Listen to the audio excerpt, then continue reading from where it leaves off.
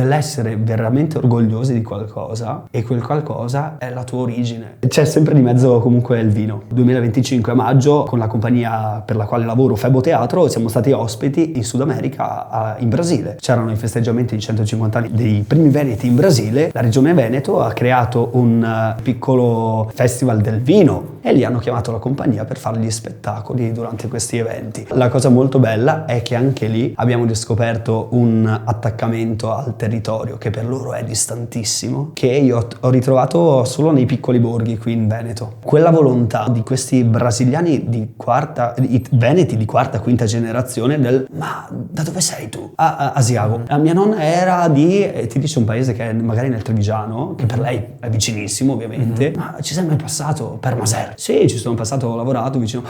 Che bella Maser. Secondo me è uno stile di vita che hanno loro e che noi abbiamo un po' perso, dell'essere veramente orgogliosi di qualcosa, e quel qualcosa è la tua origine. Non è patriottismo, è proprio essere contenti di essere un qualcosa perché dietro hai una storia. E la storia di ognuno di noi è diversa, però ognuno di noi ha delle radici comuni.